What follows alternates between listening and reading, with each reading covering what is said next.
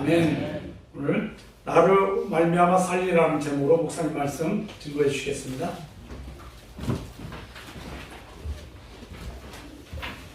기도하시겠습니다. 하나님 아버지, 우리 주 예수 그리스도 그분이 하늘에서 내려온 산떡이며 또 그분을 먹고 마시고 우리에게 생명과 또 오늘 살아있는 삶의 의미와 가치를 우리 모두 이 시간 실감하는 시간 되게 하옵소서. 예수님의 이름으로 기도합니다. 아멘.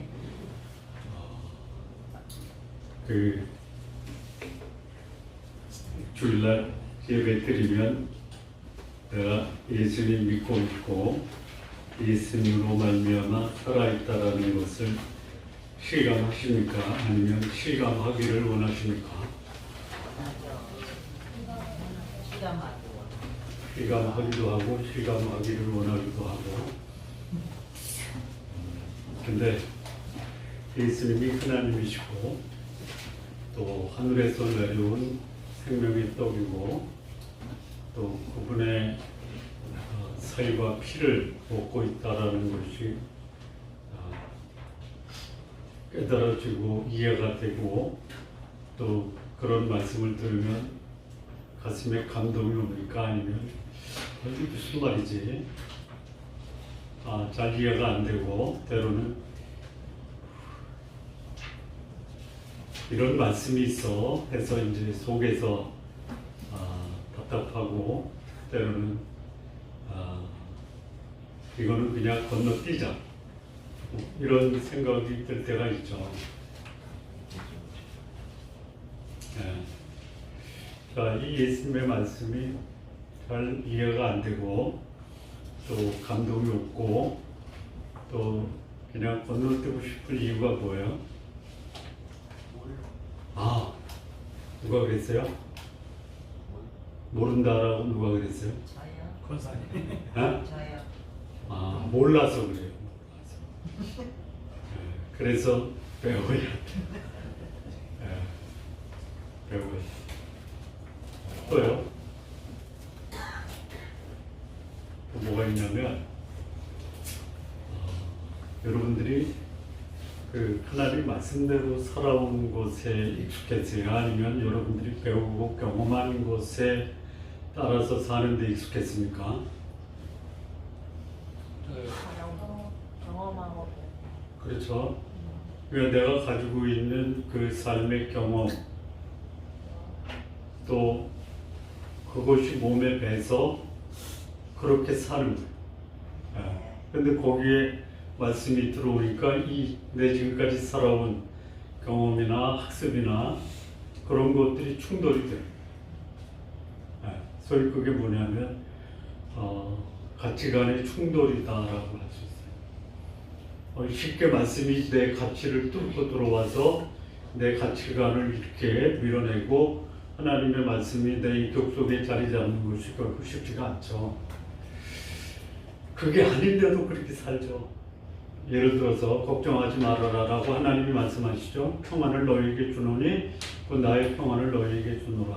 내가 주는 평안은 세상이 주는 것 같지 아니하니 너희는 마음에 근심하지 말라 이랬죠. 여러분의 소위 마음에 그 말씀이 들어와서 자리를 잡고 여러분의 살고 있는 형편과 상황이 여러분을 근심하게 하고 걱정할 때 그 말씀이 여러분 속에 들어와 걱정과 근심을 밀어냅니까? 아니면 내 말씀을 밀어내고 근심과 걱정이 내 마음에 자리를 잡습니까?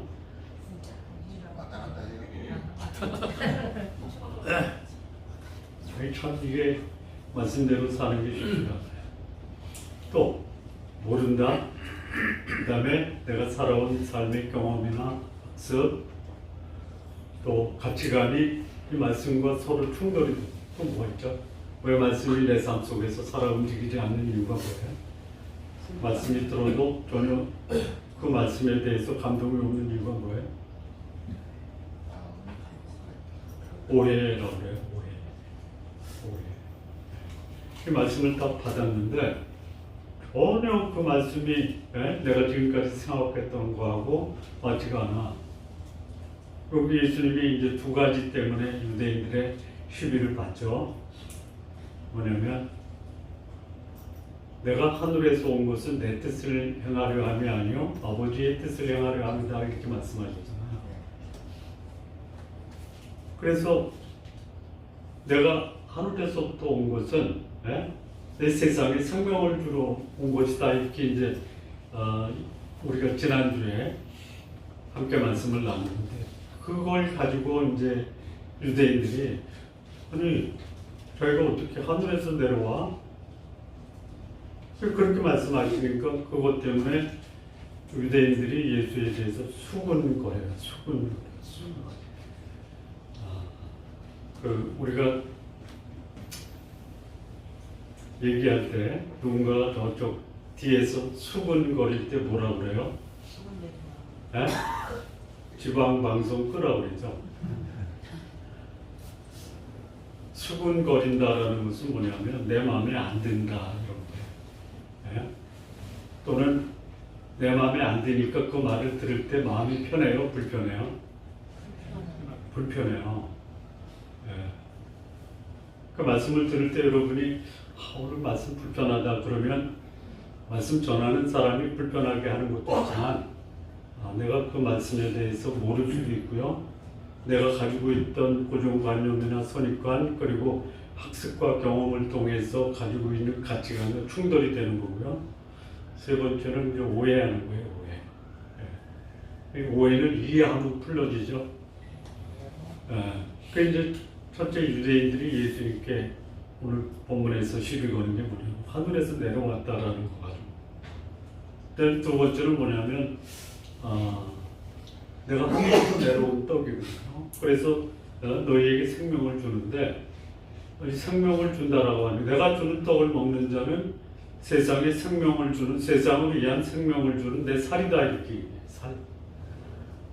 이 얘기를 하니까 충격이에요. 충격.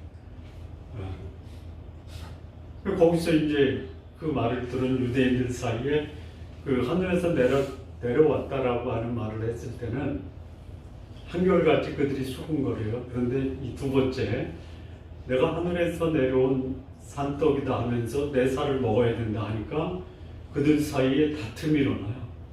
다툼. 소위 대립이 생겨요. 그 말을 가지고 이해하는 사람이 있고 오해하는 사람이 있어요. 뭐 그거 괜찮아요. 그래서 그 오해를 풀으면 되는 거예요. 그게 갈라져가지고 나는 그거 안 믿을 거야 라고 불신적으로 가버리면 문제지만 그렇게 서로 의견이 다르고 서로 그걸 가지고 의견을 개진하는 건 괜찮아요. 예수님의 말씀에 대해서 지금 본문에는 두 가지예요. 하나는 수군거리고 하나는 크게 다퉈요. 근데 이런 일이 여기서만 나오는 게 아니고 이미 그 38년 된 병자를 고칠 때 그 고친 날이 언제죠? 안식일이죠. 안식일. 그래서 유대인들이 안식일에 병자를 고치는 거 가지고 안식일을 범했다라고 예수님을 박해하기 시작하죠. 안식일에 병자를 고치는 게 안식을 주는 겁니까? 안식을 뺏는 겁니까? 안식을 주는 거죠. 38년 된 병자를 그 병에서 놓이게 하는 게 안식이에요. 그런데 유대인들은 그 안식일에 병을 고쳤다라는 걸 가지고 예수님을 박해해요. 그 실상 안식일에 안식을 누리지 못한 사람이 누구냐? 안식일을 범했다라고 예수님을 박해하기 시작한 유대인들이 안식을 못 누린 거예요. 그 다음에 예수님이 그 안식일을 범했다라고 시비를 거는 유대인들에게 뭐라고 하냐면 아버지께서 이랬다. 내가 38년 된 병자를 고치는 게 이제 아버지도 그렇게 하신다. 그래서 아버지가 일하니까 나도 일한 것이다 하니까 또 그거 가지고 유대인들이 예수님이 하나님과 동등됐다라고 말했다라고 그때부터는 어떻게 하냐면 죽이려는 음모가 시작돼요. 여러분 말씀대로 순종하고 말씀에 따라 사는 사람들은요 그것 때문에 소위 종교인들에게 핍박받을 수 있어요. 심지어는 본인이 하나님의 말씀에 순종한다라는 것이 밖에뿐만이 아니라 목숨의 위협을 받을 수도 있어요. 예. 그렇게 유대인들은 끝까지 이제 뭐 지금도 마찬가지예요. 예수님이 불신자 때문에 핍박받는 게 아니에요. 예. 예수님 언저리에 있으면서 그 말씀을 자기 생각에 가둬놓고 무지하고 오해하는 사람들 때문에 하나님의 말씀이 세상에서 오히려 비난받고 예수님이 배척당할 수 있다. 이런 상황에서 예수님이 어떻게 하셨냐? 오늘 이 요한복음 6장 예수님이 오병이어 기적. 만약에 그 상황에서 예수님이 유대인들이 찾아오잖아요. 배를 타고 자기 배도 아니에요. 예수님이 자기에게 필요해서 찾아오죠. 밤에 예수님이 이제 산에 올라가서 기도하고 제자들은 배를 타고 이제 가버나움으로 가세요. 그 다음날 보니까 예수님도 안 보이고 제자도 안 보여. 어디 갔나 해서 이제 그 사람들이 그 밤에 또 저쪽 디베레아에서 베세다까지 배를 타고 온 그 배를 타고 그 자기 배도 아니야. 그 배를 타고 가버나움 가서 예수님 만났어요. 언제 여기 오셨습니까? 했더니 예수님이 뭐라 그래요? 너희가 나를 찾는 것은 표적을 본 것이 아니다. 먹고 배불러서 왔다. 그러니까 이 유대인들의 관심은 어디 있는 거예요? 먹고 배부르는 거예요. 여러분 먹고 배부르는 일이 굉장히 중요하죠.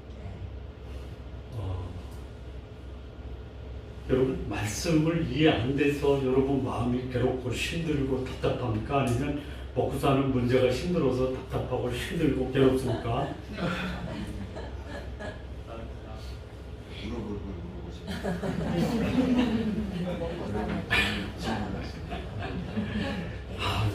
진짜 힘든 거예요.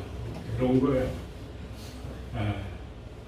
여기 유대인들이 예수를 찾은 이유가 먹고 배부르기 때문에 찾았다라는 게 참 이해가 되고 공감이 되죠. 공감이 돼요. 아까 그 말씀대로 살지 못하는 이유가 모르고 또 선입관, 가치관, 고정관념, 오해를 일으키냐며 예수님 말씀대로 살지 못하는 또 진짜 중요한 이유가 먹고 사는 문제 때문에 그래요. 먹고 사는 문제. 먹고 사는 것 때문에 걱정이 되고, 그야말로 인생살이 살면서 괴로운 게 말씀 때문에 괴롭지 않잖아요.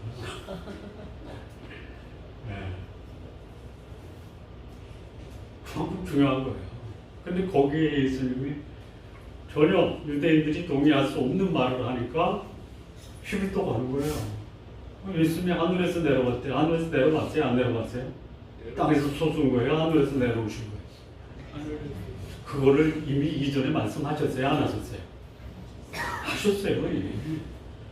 지금 이 요한복음 우리가 오늘 읽은 말씀 한 구절 한 구절 따지면 다 시비거리죠. 유대인들의 입장에서 보면 우리도 그렇잖아. 예수님이 하늘에서 내려왔다라는 거 이미 요한복음 앞에서 어디서 말씀했어요? 요한복음 3장 13절 아세요? 하늘에서 내려온 자가 아니면 하늘에 올라간 자가 누구냐라고 예수님이 말씀해요. 자꾸 요한복음 3장에서 그 말씀이 나오는데 전혀 생뚱맞은 거예요. 누구한테 한 거냐면 니고데모에게 한 거예요. 왜? 거듭나다라는 말씀을 했잖아요. 거듭나다라가 뭐죠? 하늘에서 내려온 거예요. 그거를 이제 거듭나라고 하니까 이 니고데모는 거듭나는 게 어머니 뱃속에 들어갔다 다시 나오는 것으로 오해했잖아요. 예수님이 하늘에서 내려온 산떡이 뭐예요? 우리로 하여금 전혀 다른 인생을 살아갈 수 있는 그 새로운 생명을 줄 수 있는 분이 하늘에서 내려왔다는 거예요. 이미 말씀하셨어요. 또 두 번째 시비거리가 뭐냐면 나는 너에게 생명을 주기 위한 내 살을 준다 그랬어요. 나는 하늘에서 내려 세상의 생명을 위한 내 살이다. 뭐가요? 나는 살아있는 뭐라 그랬죠? 50. 살아있는 살아있는 떡이니 이는 세상의 생명을 위한 내 살이로다 그랬죠. 예. 그거 가지고 또 시비를 거는데 예수님이 내 살이 생명을 주는 생명의 양식이다라는 것을 미리 얘기했어요, 안 했어요?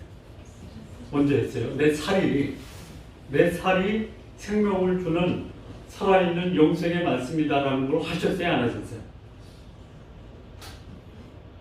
그냥 모른다고 그랬어요. 했어요. 어디서 했냐면 1장에서 하셨어요. 자, 예수님이 1장 1절에 태초에 말씀이 계셨어요. 이 말씀은 당시에 유대인이나 헬라인들이 이 말씀은 천지를 창조하고 있는 천지를 창조하는 능력의 말씀입니다. 그렇게 이해를 했어요. 이 로고스라는 것은 창조의 능력입니다. 예. 생명을 구할 수 있는 생명의 구원자다라고 소위 헬라의 철학자들이 이거를 정립을 해놨어요. 근데 예수님이 태초에부터 있었던 말씀이에요. 이 말씀이 하나님과 함께 계셨고 이 말씀이 하나님이에요. 이 말씀으로 말미암아 천지가 창조가 됐어요. 만물이 그로 말미암아 지음바 되었으니 지은 것이 그가 없이는 된 것이 없어요. 근데 그 안에 생명이 있어요. 이 생명은 사람들의 빛이에요. 근데 이 빛이 사람들에게 왔는데 사람들이 빛보다 어둠을 더 사랑하기 때문에 이 빛을 거절해요. 자기 땅에 오면 자기 백성이 영접지 아니했는데 영접하는 자, 그 이름을 믿는 자에게는 하나님의 자녀가 되는 특권을 주셨어요. 그 다음에 나온 게 뭐예요? 말씀이 육신이 됐어요. 뒤집어 말하면 예수님의 육신은 뭐예요? 말씀이다. 그 말씀은 뭐예요? 내 살이다. 그리고 이제 이 유대인들이 하나님께로부터 내려왔다, 하늘에서 내려왔다라고 하니까 이제 그거 못 믿잖아요. 예수님이 뭐라고 그래요? 너희 중에 누구도 아버지를 본 자가 없다고 그러죠. 몇 절이죠? 여기요. 아버지를 본 자가 있다라는 것이 아니다. 그럼 이제 45절이요. 44절. 나를 보내신 아버지, 그 다음에 45절에서도 아버지께 듣고 배운 사람마다 보니까 아버지께 듣고 배운 사람이 있다라고 하니까 마치 아버지를 본 사람이 있던 것처럼 보이죠. 그러니까 예수님 뭐라 그러냐면 하나님 본 사람이 없어. 아버지를 본 사람이 없어요. 근데 여기서 이제 아버지께 듣고 배운 사람이 있다. 있어요? 있어요? 그게 누구예요? 예수님이에요. 네. 그걸 어디서 얘기했어요? 영서 얘기 처음한 게 아니에요. 요한복음 1장에 이런 말씀이 있어요. 하나님을 본 사람이 없다. 없죠? 그런데 봤어요. 누구예요?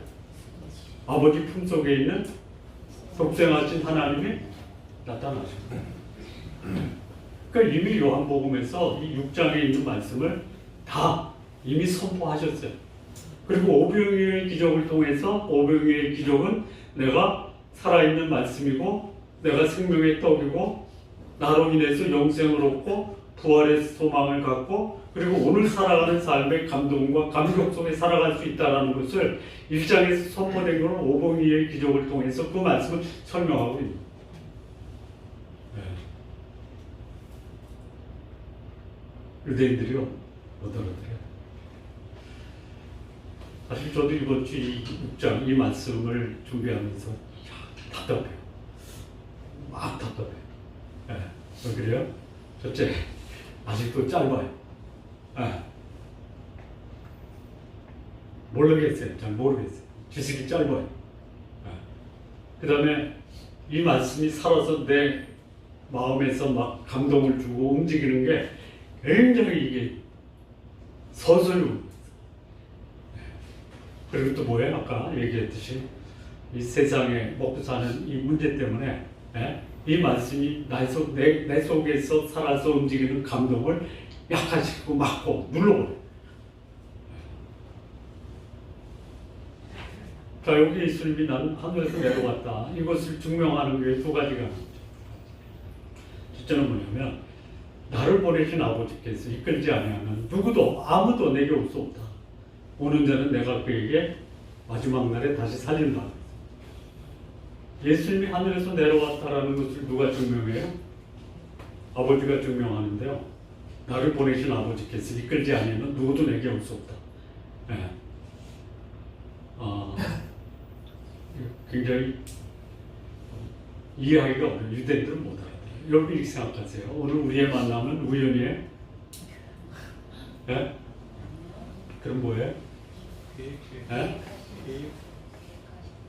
우리의 만남은 우연이 아니고 하나님이 우리를 만나게 하지 않으면 만날 수가 없었죠. 이렇게 생각하니까 오늘 우리가 만나는 것은 우연이 아니라 신적인 만남. 영어로 쓰면 어려워요. Divine Acquaintance, Divine Acquaintance 또는 Divine Encounter. 그렇게 우리 관계를 형성해 나가요. 여기 예수님 만난 것은요, 하나님이 우리로 하여금 예수님을 만나게 해주시고 그분이 하늘에서 오셔서 우리를 만나 주시고. 그래서 아버지께서 이끌지 아니하면 누구도 예수님 만날 수 없어요. 와요. 사람들이 와요.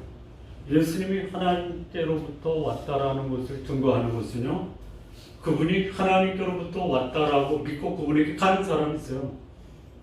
이게 놀라운 거예요. 예, 많지가 않아요. 많지가 않아요. 여러분 예수님 만나면서 믿으면서, 그러니까 예수님께 오는 자는 결코 줄이지 아니하고 예수님을 믿는 자는 결코 목마르지 않는다고 그랬죠. 예?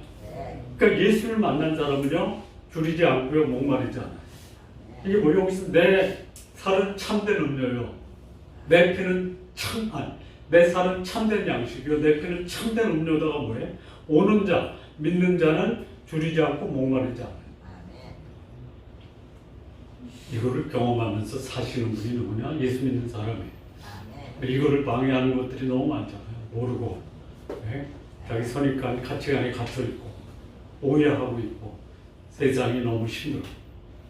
근데 그거를 극복하게 하는 말씀이 뭐예요? 예수님이에요. 그러니까 예수님이 하나님께로부터 왔다라는 것은 뭐냐면 그것을 듣고 믿고 예수님께 가는 사람이 있어요.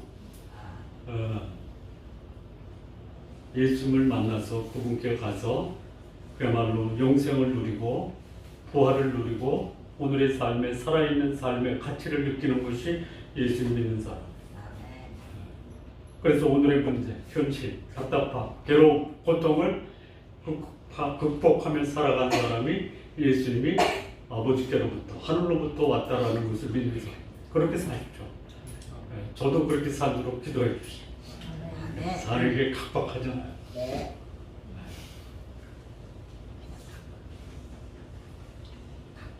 두 번째 유대인들이 시비 거는 게 뭐냐면 여기서 이제 그 51절하고 내가 하늘에서 내려온 떡이에요. 다시 한번 강조해요. 그래서 이 떡을 먹으면 영생하는데요. 내가 줄 떡을 먹는 자는 세상의 생명을 위한 내 살이다. 이게 이해가 안 되는 거예요. 사실 이 말씀 때문에 로마의 황제들 또 거기 이제 바리새인 유대인들 같이 합류해요. 저 식인종이다. 식인종. 초대교회에서 이 소위 믿는 그 성도들을 받게 했던 몇 가지 이유 중에 하나가 뭐냐면 첫째는 식인종이다. 두 번째는 뭐냐면요. 아무나 보고 믿으면은 형제요 자매요 해서 저기 합숙하고 동거하는 거예요. 그래서 저들은 성적인 문란한 혼숙자들 이렇게 모르면 그럴 수 있어요. 아까 말씀드렸다시피 이 살, 피는 뭐예요? 예수님의 말씀이에요. 예를 들어서 병이 걸렸어요. 뭐 먹어요? 배고프면 뭐 먹어요? 밥 먹죠? 내 영혼이 공고하고 내 마음이 비어있으면 뭘 먹어야 채워요? 말씀. 뭐 어떤 사람은 책 읽고 마음에 그 갈급함을 채울 수 있는 사람이 있어요. 그 책이, 예? 그 지식이, 정보가 또는 스토리가 내 마음을 위로할 수 있어요. 내 영혼이 공부하면 뭐를 채워야 돼요? 생명을 채워야 되잖아요. 생명. 예. 그 생명이 뭐예요? 말씀이에요. 말씀. 말씀이 육신이 됐잖아요. 그럼 그 육신이 뭐예요? 예수님의 육신이 뭐예요? 말씀이에요. 먹으면 배불러요. 예. 예수님으로 채우면요 풍성해요. 예. 그래서 내 살을 먹고 내 피를 마시는 자는 영생을 가진 거예요. 이거 마시지 않고 마시지 아니하면 그 속에 생명이 없다. 자, 그러면 여기서요 하늘에서 내려온 떡, 예수님의 살과 피를 먹고 마시는 자, 그들이 누릴 수 있는 축복이 있어요. 똑같아요. 자, 하늘에서 내려온 것을 믿는 자, 그 44절에 뭐라고 그랬어요? 오는 자는 마지막 날에 내가 그를 다시 살리리라. 뭐야 이게? 부활이에요, 부활. 여러분, 부활을 믿는 사람들의 삶의 모습이 뭐예요? 죽음을 두려워하지 않는다. 죽음과 같은 인생을 활력 있고 살아있고 살만 나는 삶으로 살아가는 사람이 어떤 사람이에요? 부활의 능력을 믿고 사는 사람. 하늘에서 내려온 것을 믿는 사람은요 죽음의 골짜기에서도 잔치를 벌일 수 있는 사람이 내가 마지막 날에 다시 살리리라. 마지막 날에 살리면 그 소망을 갖고 사는 사람은 오늘도 부활의 삶을 살 수 있다. 두 번째는 뭐냐면 영생이에요. 영생. 여러분 영생을 사는 사람의 반대를 뭐라고 그래요? 금생을 사는 사람의 금생. 오늘의 삶. 오늘의 삶을 사는 사람과 영생에 사는 사람의 차이가 뭐예요? 몰라요? 알잖아요. 오늘을 살아가는 사람은 그 초점이 두 개예요. 자기 육체와 세상이에요. 그러면 육체와 세상에서 험나게 사는 삶의 모습이 뭐예요? 세 가지예요. 첫째는 뭐예요? 돈이에요, 돈. 야, 돈에 집중하는 사람 보면요. 그냥 우리끼리 통하는 건 무서워요. 돈에 인생 걸어요. 자기 거 아니면 남의 거 가지고 주인이 달라고 하니까요. 법적으로 소송 걸어요. 또 오늘의 삶의 인생 걸고 사는 사람이 가지고 있는 특징이 뭐냐면요. 세상의 세상. 요 살아있는 요것이 내 인생의 전부다라는 거예요. 네. 그런데 영생을 사는 사람은 어떻게 살아요? 어디에 집중해요? 네? 오늘의 삶도 풍성해요. 아까 말씀드린 것처럼. 그런데 이게 목적이 아니잖아요. 네.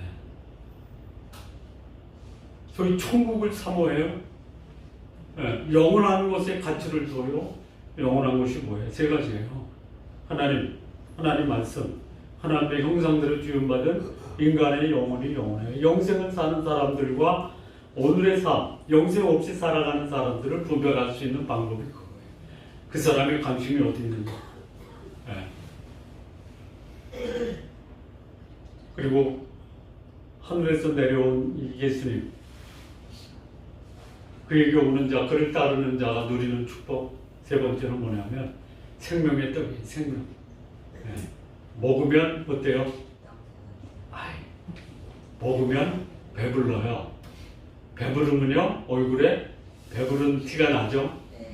진짜 맛있고 또 풍성한 음식을 먹으면 먹고 난 다음에 활동하는 모습이나 얼굴에 혈기가 돌죠. 이 생명의 양식, 하늘에서 내려온 떡을 먹는 사람은 어때요? 이 영혼이 풍성해지니까 저 사람은 생명의 떡을 먹었구나. 네. 그럼 그렇게 좀 사셨으면 좋겠어요. 쉽지가 않아요. 왜? 세상이 너무 커서. 그런데 이 생명의 양식이 우리를 그렇게 살게 해준다. 근데 똑같아요. 내가 너희 세상에 주는 생명이 바로 내 살이라고 그랬잖아요. 생명을 위한 내 살이다. 뭐예요? 예? 내가 하늘에서 내려온 산떡이, 살아있는 떡이, 이 떡을 먹으면 영생하고요. 이것은 세상의 생명을 위한 내 살이다. 그러니까 유대인들이 이거 가지고 시비 걸어요. 식인종이냐? 예, 여기 유대인들이 시비 건 게 뭐가 다퉜죠. 이 사람이 어떻게 자기 살을 주어 능히 우리에게 먹게 하겠느냐? 예, 이게 오해예요. 예, 여기 예수님의 살이라고 한 것은 예수님이 하나님으로서 이 땅에 사람의 몸을 입고 오셨어요. 예, 여기서 이 살이라고 하는 걸 크게 두 가지로 볼 수 있어요. 첫째는 뭐냐면 말씀의 두 번째는 뭐냐면 예수님의 대속이에요. 대속. 예. 그분이 그분의 몸을 십자가에 달리심으로 우리의 죄 문제를 해결하지. 대속의 의미가 예수님의 몸이에요. 여기서는 뭐냐? 예수님이 우리에게 영생을 주는 소위 생명의 떡이고, 예수님과 교제하고 예수님과 함께하는 삶은 우리에게 하나님이 주시는 축복과 은혜를 마음껏 누리게 합니다. 똑같아요. 여기서 이 예수님의 살을 먹고 마시는 자가 누리는 축복이 예수님이 하늘에서 내려온 떡이다라고 하는 것과 똑같아요. 하나 더 들어가요. 예수님의 살과 피를 마시는 자가 하늘에서 내려온 떡을 믿는 사람보다 하나가 조금 더 들어가요. 첫째는 뭐냐? 똑같아요. 첫 번째 보였죠? 아까? 부활이죠, 부활. 여기 이제 앞에 좀 보실래요? 네, 여기요. 내 살을 먹고 내 피를 마시는 자는 영생을 가졌고 마지막 날에 내가 그를 다시 살리리라. 이거 어디서 나왔어요? 44절에서 나왔죠? 네? 나를 보내신 아버지께서 나를 이끌지 아니하면 아무도 내게로 올 수 없다. 네? 오는 자는 내가 마지막 날에 그를 다시 살린다고 했어요. 이 말이나 아까 50몇 절이죠? 54절에 여기 똑같잖아요. 예수님을 하늘에서 온 떡으로 먹는 자나 예수님을 살로 먹는 자나 살과 피를 먹고 마시는 자가 주어지는 축복이 똑같아요. 부활은 부활. 여러분 내 사는 게 아니야 라고 생각하는 분이 있으면요, 예수님의 살과 피를 먹고 마시세요. 예수님의 말씀을 여러분의 마음에 소위 영혼의 양식으로 가득 채우시기 바랍니다. 살만 나는 인생은요, 아무리 많이 가져도 우리를 불안하게, 여러분보다 돈 많고 가진 게 많고 지위가 많으면 평안하고 살만 나요? 아이고, 요즘에 저기 죽을 맛 느끼면서 사는 사람들이 많더라고요. 한때 권력을 누렸다가 하루아침에 사라지면 어떻게 돼요? 단식도 하고요. 내 그럴 일 몰랐다느니 목숨 바쳐서 충성했던 사람을 그냥 돌아서가지고 욕하고 살고 그래요. 이 세상이 그래요. 그래서 예수님을 내 생명의 양식으로, 그리고 그분의 몸과 피를 먹고 마시는 말씀을 먹는 자는요, 죽어도 살겠고, 살만 나는 인생 살아가야 돼요. 다음부터 인사할 때 요즘 살만 나시죠? 이렇게 인사하시죠? 그렇게 그렇게 하면 당신 요즘 살만 나지?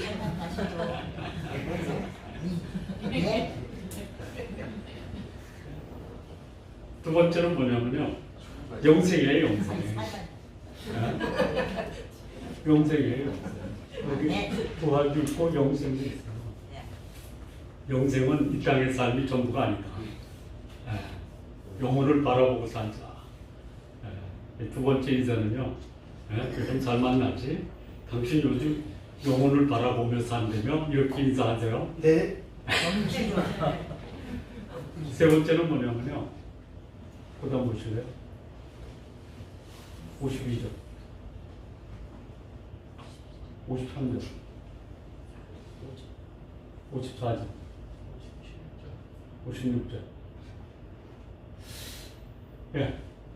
내 살을 먹고 내 피를 마시는 자는 내 안에 거하고 또 나도 그 안에 거하고. 이게 뭐예요? 예수님이 내 안에 거하고 내가 예수님 안에 거하는 게 뭐예요? 살을 먹고 피를 마시는 자요. 예. 말씀을 먹는 자는요, 예수님과 교제해요. 그리고 예수님과 동행하게 되고요. 여러분, 우리 신앙의 삶이 뭐냐면 말씀을 먹고 말씀을 마시는 삶으로 예수님과 동행하고 교제하는 삶의 삶. 이게 축복이에요. 누구하고 교제하시면서 사느냐가 그 사람의 인생을 결정하는 굉장히 중요한 요소 아니에요. 예. 그래서 세 번째 인사. 첫 번째는 뭐죠? 삶아 살지. 두 번째는 뭐예요? 예?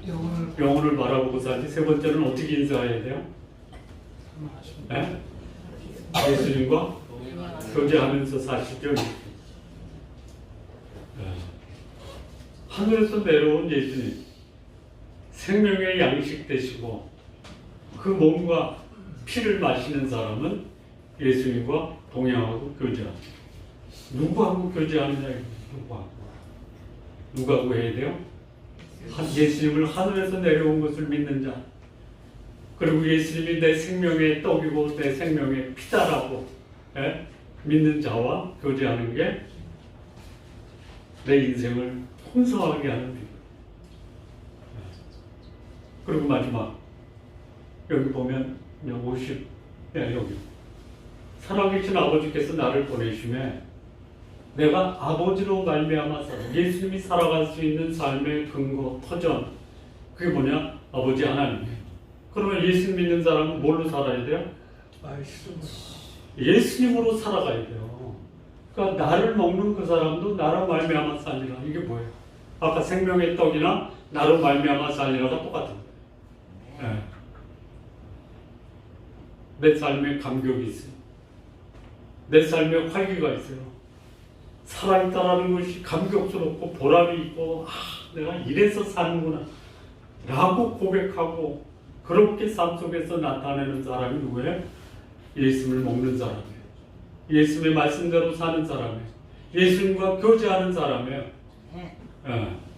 예수님 이 땅에 오신 목적은 뭐예요? 생명만 주는 게 아니에요. 도적이 오는 것은 도적질하고 죽이고 멸망시키는 것뿐이지만 내가 온 것은 양으로 생명을 얻게 하고 더 풍성히 얻게 하는 거예요. 이게 그야말로 이 세상에서 재물도 많고 권력도 많고 누릴 수 있는 기쁨도 다 있어서 이런 게 아닙니다. 그러면 좋아요. 아까 뭐 모르고 가치관이 충돌이 되고 세상살이가 힘들고 오해해서 말씀이 안 들어오는 것도 있는데 그 중에 아마 제일 큰 게 현실적으로 보면 세상이 너무 커. 그럴 수 있어요. 그럼에도 불구하고 우리가 살만 난다 라는 사람이 누구예요? 예수님이 하늘에서 내려오고 그분이 우리에게 주신 그 양식이 나로 하여금 이래서 내가 살아야 되겠구나 라는 이 삶에 대한 희망과 도전과 감격을 갖게 하는 거예요. 여러분이 잘 아는 시편 23편 있잖아요. 이거는 다윗의 인생 말년에 쓴 시예요. 뭐라고 그래요? 내가 사망의 음침한 골짜기를 다닐지라도 해를 두려워하지 않는 것은 주께서 내 원수의 목전에서 내게 상을 베푸셨습니다. 그리고 기름으로 내 머리에 바르셨습니다. 내 잔이 넘치다. 다윗의 고백이 우리의 고백이 됐으면 좋겠어요. 사망의 음침한 골짜기를 가더라도 주께서 나와 함께 하시고 그분과 동행하니까 마치 전쟁터에서 잔치를 벌이는 거예요. 기름이 넘쳐서 내 삶을 통해서 흘러가게 합니다. 이게 예수님의 오병이어의 기적을 통해서 하시고자 하는 말씀. 예수님의 오병이어의 기적의 표정. 예수님이 하나님의 아들이신과 그 이름을 힘입어 영생을 얻는 것이 이 세상의 삶으로 내 인생을 살아가는 게 아니라 영원한 것을 목격하고 그 영혼을 위해 살고 오늘의 삶 속에서도 풍성한 삶, 전쟁터에서 잔치를 벌이는 삶, 기름이 넘쳐 흐르는 풍성한 삶, 이런 삶, 여러분의 삶 되시기를 진심으로 기원합니다. 기도하시고 하나님 아버지 감사합니다. 진리의 말씀, 우리의 생명의 말씀, 예수 그리스도 그분을 모시고 사는 삶이 오늘 우리의 현실을 극복하는 승리의 말씀이 되게 하시고 영혼을 바라보는 삶이 되게 하시고 현실을 극복할 수 있는 승리의 삶 살아가는 진리의 말씀으로 우리를 인도하여 주옵소서. 예수님의 이름으로 기도합니다. 아멘.